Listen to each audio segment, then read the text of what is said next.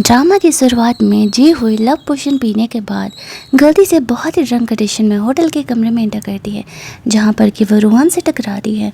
वो कहती है कि मुझे ड्रग किया गया है, प्लीज़ हेल्प मी। रोहन भी यहाँ पर सिंगल था। वो जीहू के साथ उसका हेल्प करता है, उसके साथ इंटीमेट होता है ताकि वो उसे डिटॉक्सिफाई कर सके। ये दोनों का वन नाइट स्टैंड था। ये दोनों ही एक दूसरे के लिए स्ट्रेंजर थे। ना तो रोहान जी हुई को जानता था और ना ही जी हुई रोहान को जानती थी, बट वो इतने नशे में थी उसे समझ ही नहीं आता है कि वो क्या करे। और वो रोहान को रिलेशनशिप में होने के बावजूद भी उसके साथ इंटीमेट होने के लिए कह दी है। ये जी हुई का फर्स्ट नाइट था और रोहान उसको हेल्प करता है। लेकिन अगली मॉर्निंग जब वो जगती है तो वो बहुत ही ज़्यादा एम्बेरस थी। उसे पता नहीं चलता कि कल रात वो कंपनी की तरफ से टीम बिल्डिंग के लिए गई हुई थी, तो अचानक से उसे इतना ज़्यादा नशा कहाँ से हो गया। वो रोहान एक स्ट्रेंजर के जगने से पहले ही वहाँ से बाहर निकलती है। इधर दूसरी तरफ हम लोग देखते हैं कि जीहुए का बॉयफ्रेंड आचिन भी उसी होटल में था। वो उसी की बेस्टी दोंग के साथ रिलेशनशिप में था। दोंग उसे जीहुए से ब्रेकअप करने के लिए कहती है तो वो भड़क जाता और कहता है, तुम्हें तो पता है ना कि मेरा सच्चा प्यार जीहू ही है, मैं बस तुम्हारे साथ फिजिकल हूँ और तुम उसकी बेइज्जती हो। बेहतर होगा कि ये बात जीहू को कभी पता ना चले। तभी जीहू होटल से निकलने लगती है। दोंग जल्दी से छुप जाती है। आचन नहीं जानने देना चाहता था कि जीहू को कभी पता चले। जोहे आचन को देख करके पूछने लगती है कि वो यहाँ क्या कर रहा है। आचन बहाना बना देता है कि वो यहाँ ऑफिस के किसी काम से आया हुआ था। फिर वो जोहे से पूछता है वो यहाँ क्या कर रही थी सुबह सुबह। जोहे से कहती है कि कल टीम बिल्डिंग के बाद वो बहुत ही ड्रंक हो गई थी, वो यहीं आज रात के लिए स्टे कर गई। अब बेचारी जोहे को आचन और दोंग के फिजिकल अफेयर के बारे में पता नहीं था। पिछले 3 सालों से आचन जोहे के पीछे पड़ा हुआ था, उसे परसू कर रहा था।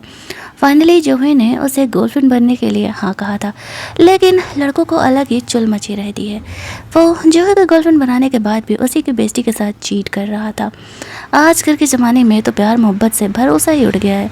ये चीज़ें देख करके जोहे बहुत ही ज़्यादा गिल्ट में थी।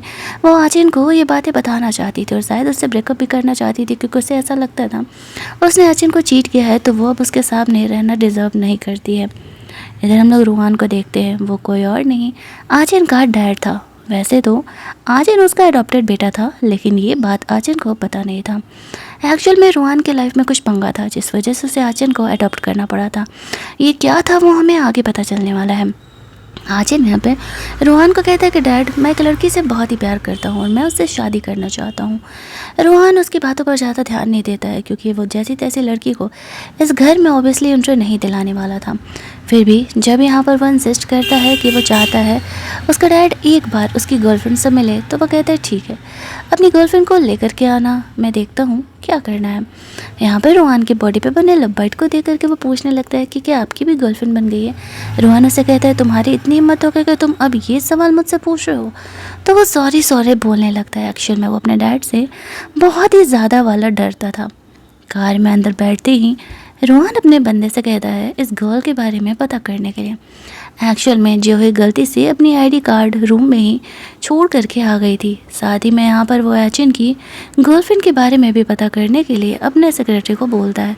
इसका सेक्रेटरी कहता है ठीक है बॉस, ये काम अगले कुछ घंटों में हो जाएगा।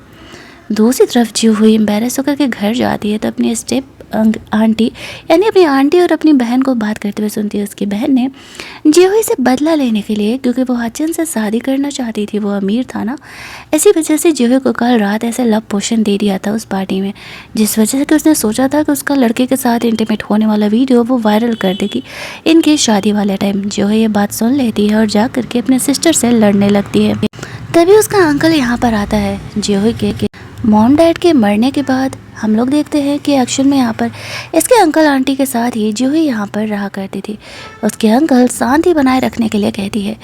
जूही उनकी वॉइस रिकॉर्डिंग सुनाते हुए कहती है कि एक्चुअल में आपकी बेटी ने मुझे ऐसे बुली किया है और यहाँ पर मुझे किसी और के साथ इंटीमेट होने पर मजबूर किया है। गुस्से में आकर के उसका अंकल अपनी बीवी और अपनी बेटी को पनिशमेंट देता है कि वो दोनों अगले कुछ महीनों तक घर से कहीं भी बाहर नहीं निकलने वाले हैं।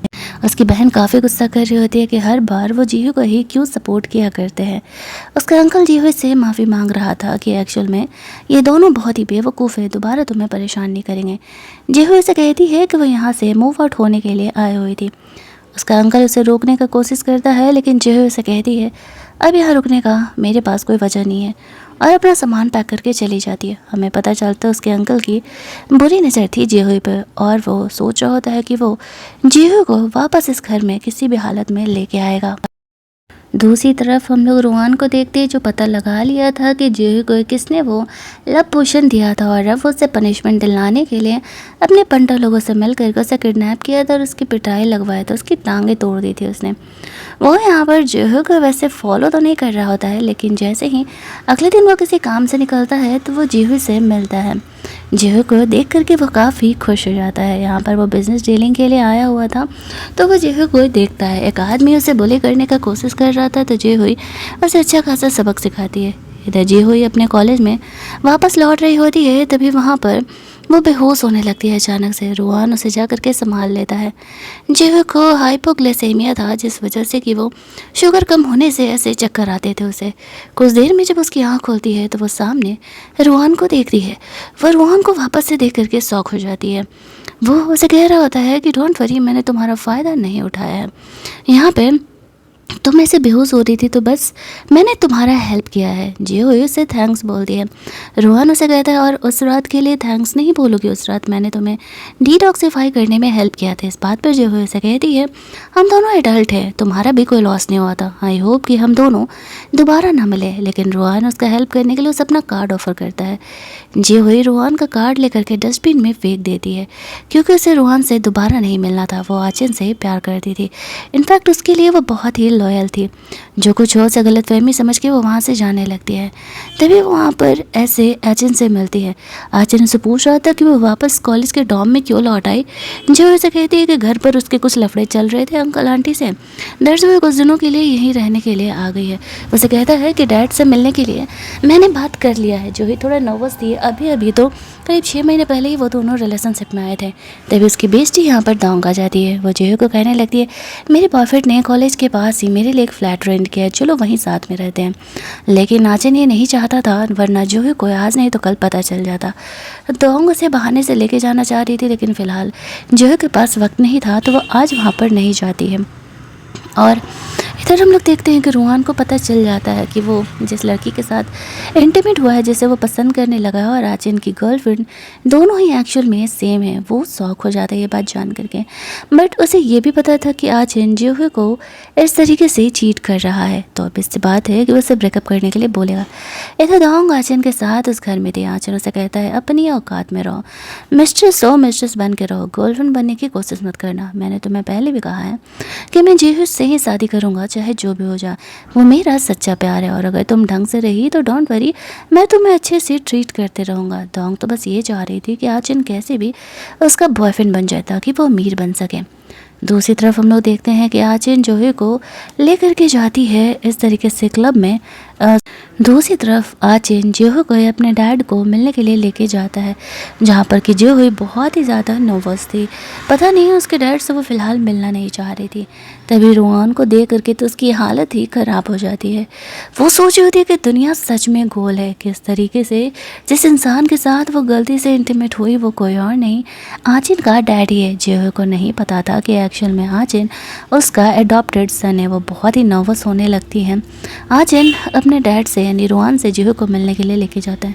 थोड़ी देर के लिए वो बाहर जाता है, तो रोहान उसे कहता है कि तुम्हें मुझसे डरने की नहीं ज़रूरत है, लेकिन आचिन तुम्हारे लिए सही नहीं है, तुम मुझसे ब्रेकअप कर लो। जेहू यहाँ पर ऐसा बिल्कुल भी नहीं करना चाह रही होती है। रोहान अगर उसे रियलिटी बता देता तो शायद जेहू इस बात पर ध्यान देती, बट वो उसे सिर्फ वार्निंग दे करके छोड़ देता है। शायद कहीं ना कहीं वो जेहू का दिल नहीं तोड़ना चाह रहा था, क्योंकि उसे साफ दिख रहा था कि वो आचिन से कितना प्यार करती है। तभी वहाँ पर आचिन आने लगता है और वो दोनों ऐसे बातों को बदल देते हैं। आचिन जेहू को कहता है कि चलो मैं घर छोड़ देता हूँ, लेकिन वो कहती है कि नहीं, वो टैक्सी ले लेगी। उसके जाने के बाद आचिन रोहान से पूछता है तो आपको मेरी गर्लफ्रेंड कैसे लगी। रोहन उसे कहता है कि तुम उसके लिए सही नहीं हो और उससे ब्रेकअप कर लो। आचिन कहता है कि मैंने बहुत ही मुश्किल से उसे मनाया अपनी गर्लफ्रेंड बनने के लिए। पिछले 3 सालों से मैं यहाँ पर उसके पीछे पड़ा था। तो उसके डैड उसे वार्न करते, तो फिर जो बाहर तुमने कचरा पाल रखा है उसे साफ़ करो। वो समझ जाता है कि उसे दोंग के बारे में सब कुछ पता है।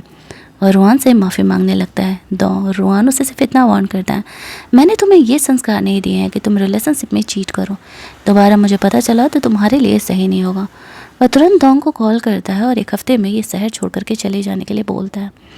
उसका सेक्रेटरी रुआन से कहता है कि आपने जूही को सच्चाई क्यों नहीं बताया। वो कहता है क्योंकि सच बताने से उसका दिल टूट जाता, बेहतर होगा कि वो खुद ही जाने। इधर डोंग वापस से आचिन को कांटेक्ट करने का कोशिश करती है तो वो कांटेक्ट कर नहीं पाती है। आचिन जूही को शादी के लिए प्रपोज कर रहा था। जूही अभी श्योर नहीं थी कि उसे आचिन को हाँ कहना है या नहीं। वो बात बतानी ही वाली थी कि वो एक्चुअल में गलती से किसी के साथ इंटीमेट हुई और वो कोई और नहीं, उसका डैड है। तभी उसे डोंग का कॉल आता है। वो तबीयत ख़राब होने का बहाना बना करके उसे अपने फ्लैट पर बुलाती है। वो सिर्फ दिखाना चाह रही थी कि उसका बॉयफ्रेंड रुआन है। वो उसे कहती है कि डोंग की तबीयत ठीक नहीं है, मैं उससे मिलने के लिए जा रही हूँ। आचिन उसे जीहू को अपना रिंग दे देता और कहता है इसे रख लो, बाकी बातें हम बाद में करेंगे। जी हुई डोंग को ढूंढते हुए उसके फ्लैट में पहुंचती है। वो जानबूझ करके ये शो ऑफ कर रही थी कि एक्चुअल में इस तरीके से मेरा बॉयफ्रेंड मुझसे कितना प्यार करता है। अब जी को ऐसा लगता है कि ये जाना पहचाना सा क्यों ही लग रहा है, कहीं आचिन की चीज़ें तो यहाँ पर नहीं है, बट वो ज़्यादा ध्यान नहीं देती है। फिर डोंग उसे कहती है एक्चुअल में मेरे बॉयफ्रेंड ने हम दोनों के लिए यहाँ पर इस तरीके से लेकर के आया हुआ है ब्रेसलेट। वो दोनों पहन करके फ़ोटो डालती है।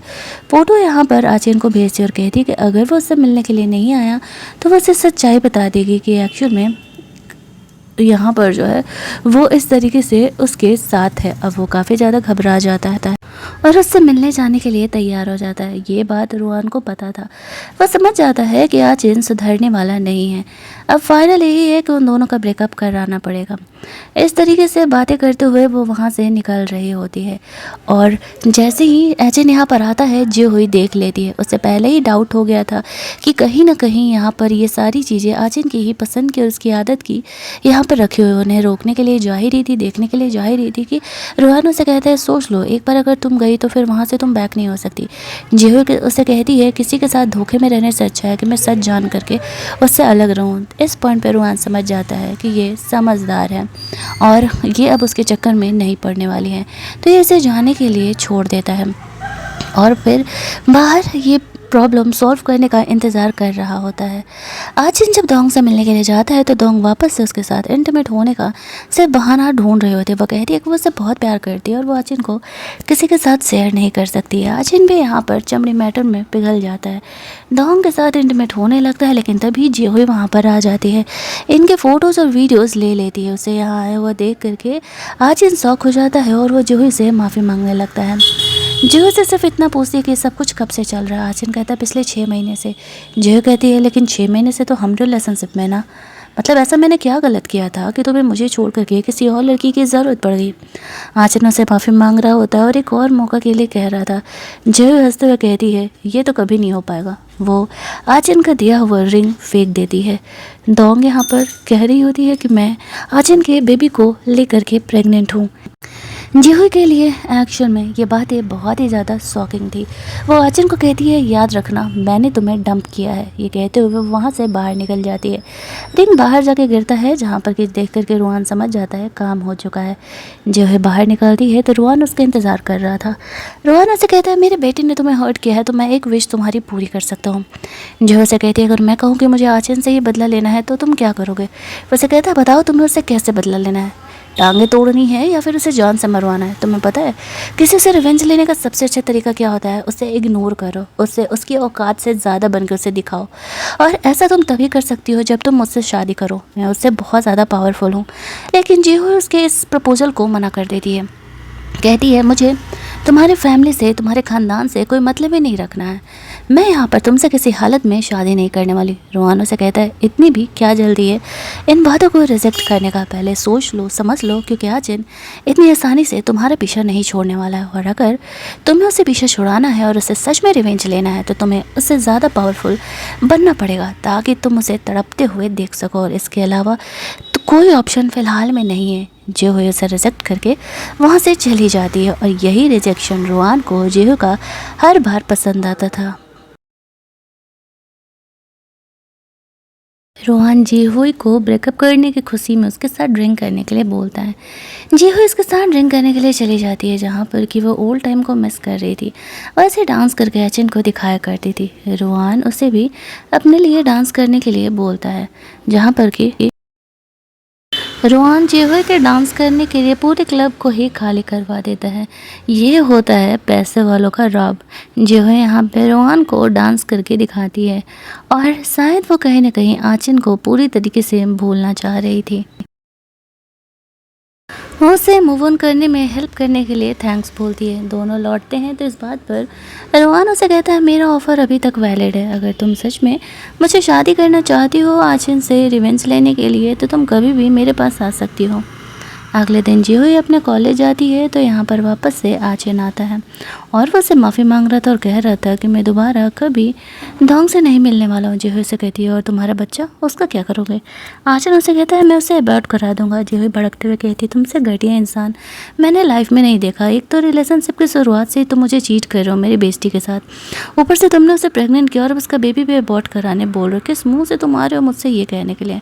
साथ ही मैं उसे कहती अच्छा हुआ जो मेरा फर्स्ट टाइम तुम्हारे साथ नहीं था। जिस दिन होटल में हम मिले थे मैं किसी और के साथ थी उस दिन। अब ये बात आचिन पता लगा रहा होता है कि आखिरकार वो किसके साथ थी। जीहुई वहाँ से निकलती है तो उसे पता चलता है कि जिस लड़के ने पार्टी में उसे लव पोशन दिया तो उसकी बहन के कहने पर आचिन जा कर के उसकी पिटाई लगा रहा होता है। वो ये चीज़ देख कर के थोड़ा सा डर जाती है। तभी वहाँ पर रोहन आता है और वो आचिन पर गुस्सा करने लगता है कि वो ये क्या तमाशा दिखा रहा है। इस बात पर आचिन उनसे कहता है कि डैड एक्चुअल में यहाँ पर इस लड़के ने मेरी गर्लफ्रेंड को लव पोशन दिया था। वो उस पर आचिन पर गुस्सा करते हुए कहता है तो तुम इस तरीके से बिहेव करोगे, तुम्हें किसी से इसी तरीके से बदला लेना आता है। वो यहाँ पर जीहुई को ये चीज़ ये दिखा रहा होता है कि उसका ये सो कॉल्ड एक्स बॉयफ्रेंड आचिन बिल्कुल भी कंपैटिबल नहीं है, वो किसी काम का नहीं है। वो उसे वार्न करता है कि अगर वो ऐसा करते रहा तो फिर वो भूल जाएगा वो कंपनी के शेयर्स उसे देने वाला है। आचिन तो इसी लालच में रहता था कि रोहन के बाद कंपनी तो वही संभालने वाला है, बट उसे पता नहीं था कि रोहन हेरिडेटरी के तौर पर नहीं, जो टैलेंटेड है उसे अपने कंपनी के शेयर्स और नेक्स्ट उसे कंपनी का सीईओ उसे ही बनाने वाला है। उसके जाते ही यहाँ पर जीहुई आती है और उसे पता चलता है कि इसे लड़के ने एक्चुअल में उसे लव पोशन दिया था। तो वो गुस्से में इस तरीके से उसे पनिश करने के लिए रोहन को बोल देती है। रोहन तो जीहुई का बिहेवियर देख करके शौक तो उसने कभी एक्सपेक्ट नहीं किया था कि जीहुई उससे भी ज़्यादा रूथलेस होने वाली है पनिशमेंट के तौर पर। आचिन यहाँ पर अपना ओल्ड घर में जा कर के अपना आज का पनिशमेंट पूरा करता है। रोहन को वो कहता है कि वो जल्दी ही जीहुई को शादी के लिए मनाने वाला है। रोहन उसे कहता है और तुम्हें क्या लगता है कि तुम्हारी चीटिंग पकड़ने के बाद वो कभी तुम्हें शादी करने के लिए हाँ कहने वाली है। तुमने तो बिल्कुल मेरा भरोसा ही तोड़ दिया। आचिन रोहन से बहुत डरता था, दैट्स व्हाई कुछ बोलता नहीं है। दूसरी तरफ जीहुई अपने अंकल से मिलने के लिए जाती है। उसके अंकल उसे कहते हैं तुमने आचिन से ब्रेकअप कर लिया, कोई बात नहीं, तुम्हें अकेले रहने की ज़रूरत नहीं है, यहीं आ जाओ, ये घर भी तो तुम्हारा है। लेकिन वो साफ तौर से मना कर देती है। इस बात पर उसकी बहन का कहना था चलो तुम्हें जो करना है करो, लेकिन कंपनी के जो शेयर्स है वो हमारे नाम करते जाओ। जीहुई हंसते हुए कहती है तुम्हें क्या लगता है कि मैं कंपनी के शेयर्स तुम्हारे नाम करने वाली हूँ। तो वो लोग कहते हैं कि वैसे भी तुम किसी काम की हो नहीं, ऊपर से आचिन से भी तुम्हारा ब्रेकअप हो गया। अब जीहुई को लगने लगता है कि कहीं ना कहीं अपने लाइफ को ट्रैक पर लाने के लिए उसे रोहन से शादी करना ही पड़ेगा। तो वो उसके दिए गए ऑफर को याद करते हुए रोहन से मिलने के लिए जाती है। उस समय रोहन अपने हथियारों का बिजनेस यहाँ पर कर रहा होता है, लेकिन जैसे उसे जीहुई का कॉल आता है तो वो सब कुछ छोड़ करके जीहुई से मिलने के लिए चले जाता है। जीहुई से कहती है कि तुमने जो मुझे शादी करने का ऑफ़र दिया था क्या वो अभी भी वैलिड है। रोहन से कहता है ऑब्वियसली मैं स्टिल सिंगल हूँ तो तुम्हारे लिए ऑफ़र अभी भी वैलिड है। जीहुई से कहती है डोंट वरी, मैं ज़्यादा दिनों के लिए तुम्हें परेशान नहीं करूँगा, मुझे सिर्फ तुम्हारे पावर का इस्तेमाल करना है। मुझे मेरे अंकल से अपने डैड का कंपनी के शेयर्स लेने हैं।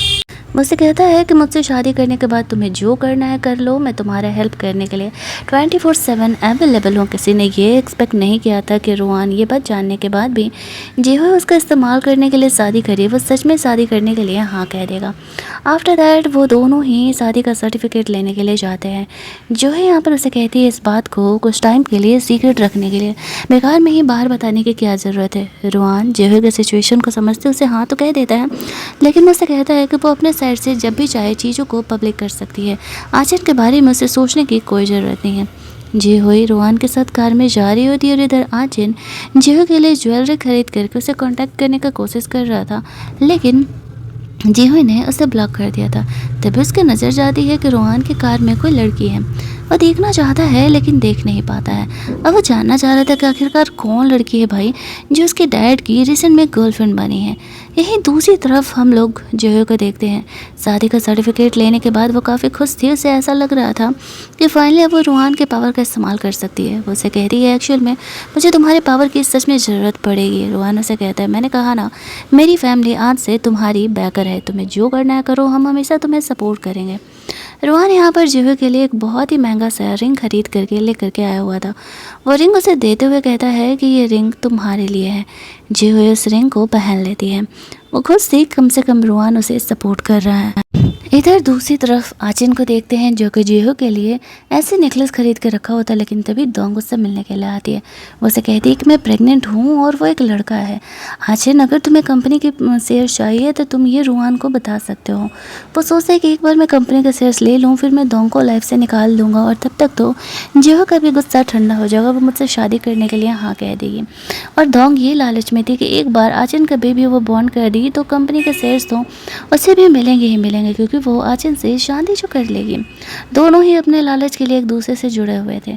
रोहान जिहो को अपने घर लेके जाता है जहाँ पर कि उसने उसके लिए स्पेशली एक कमरा डिज़ाइन कराया था। सब कुछ उसके पसंद के ब्रांड के कपड़े, ज्वेलरी, शूज़ वगैरह रखे हुए थे। जिहो उन्हें देख करके शौक और खुश दोनों थी। रोहान उसे कहता है अगर पसंद नहीं आया तो तुम मुझे बता सकती हो, मैं दोबारा सेटअप करवा सकता हूँ। लेकिन जिहो उसे कहती है कि नहीं, बहुत ही खूबसूरत है और मुझे सच में बहुत ही अच्छा लगा, लेकिन ये सब कुछ करने की क्या ज़रूरत थी।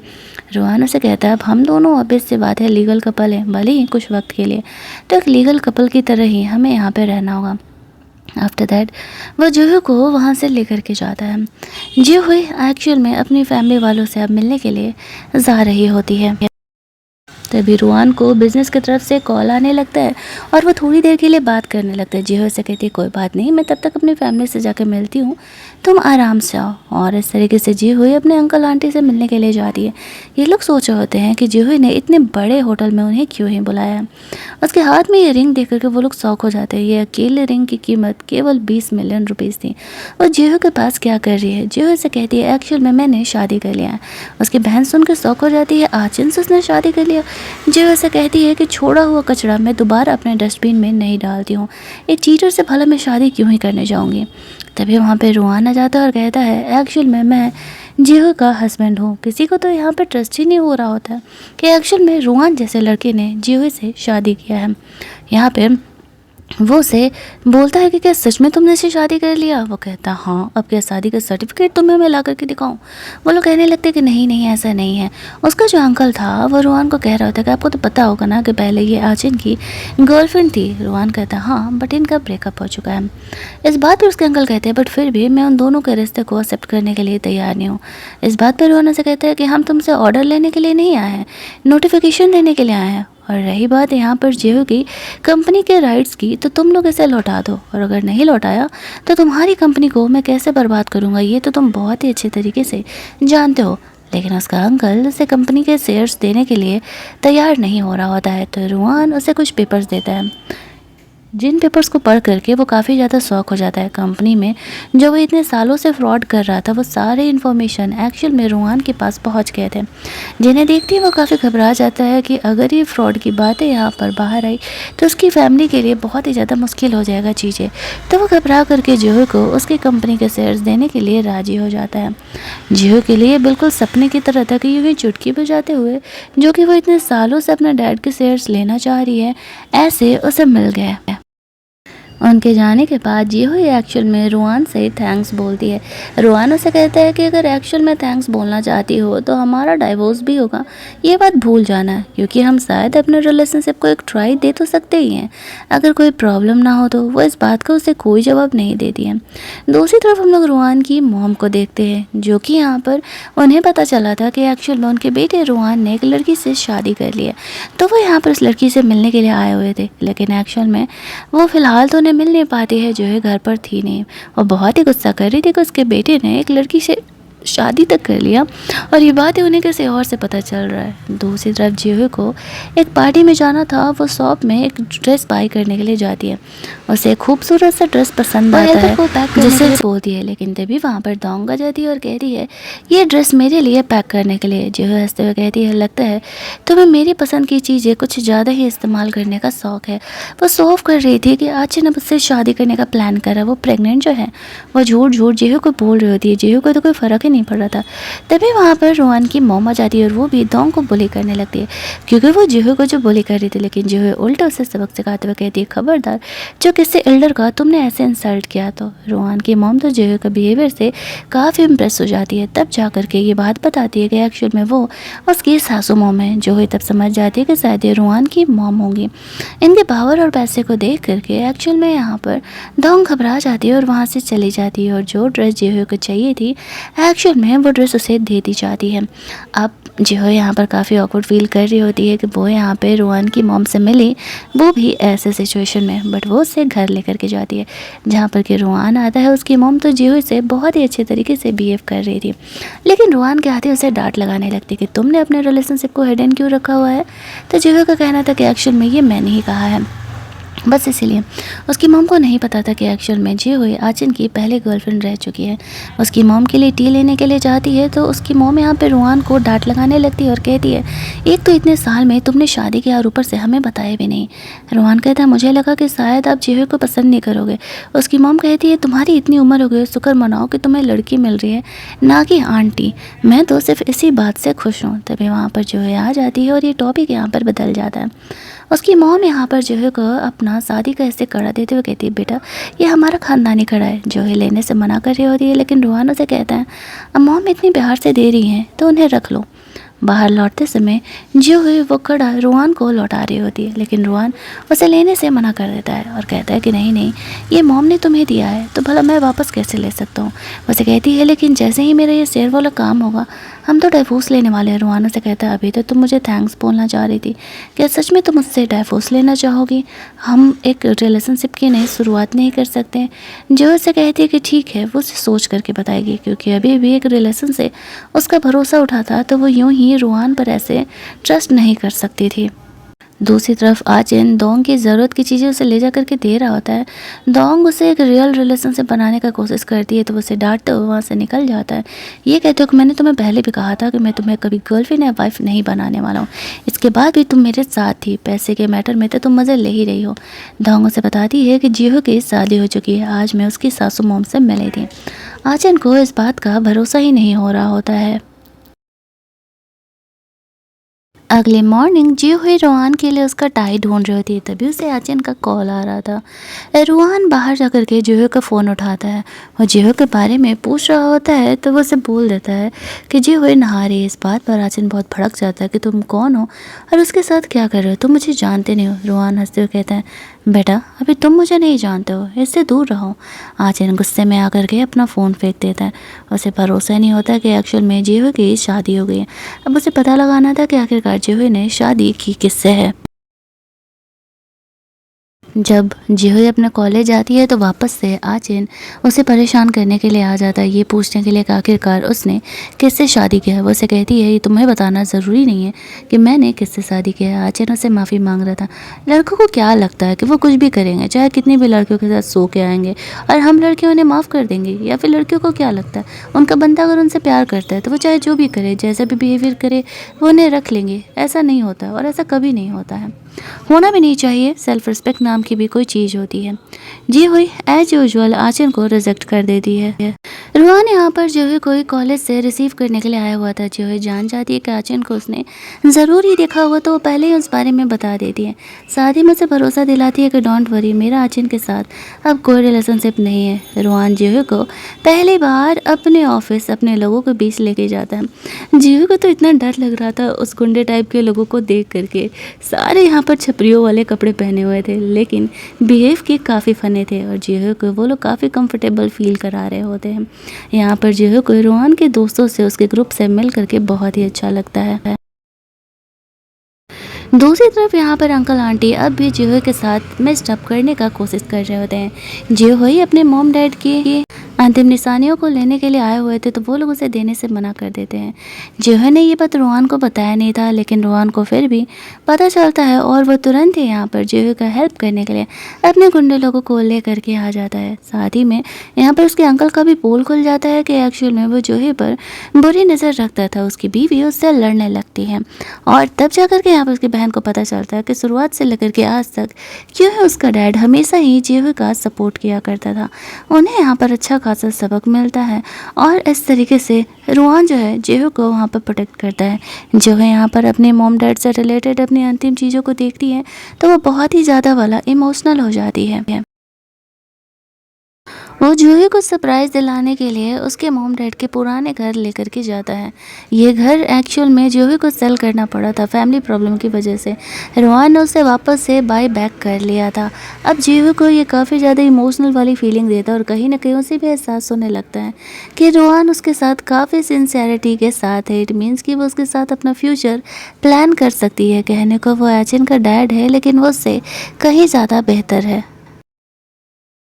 वो दोनों अभी यहाँ पर साथ में थे कि तभी जिहो को वोमिटिंग फील होने लगती है। डॉक्टर को चेक कराने जाने पर पता चलता है कि जिहो ट्विन बेबी को लेके प्रेग्नेंट है। वो शौक हो जाती है, लेकिन रोहान की खुशी का ठिकाना नहीं था। वो जिहो को बहुत ही ज़्यादा थैंक्स बोलता है। वो जिहो को कहते हैं कि मैं सिंसियरली तुम्हारे साथ अपने रिलेशनशिप को आगे बढ़ाना चाहता हूँ। मैं तुम्हारे और तुम्हारे बच्चे की रिस्पॉन्सिबिलिटी लेने के लिए तैयार हूँ। जिहो खुश हो जाती है कि रोहान काफ़ी सिंसियर है। एक्शन में रोहान इनफर्टाइल था। ये बात उसे कुछ साल पहले ही पता चल गया था। इस वजह से वो रिलेशनशिप में भी नहीं आया करता था। किसी और की ज़िंदगी क्यों ही बर्बाद करना।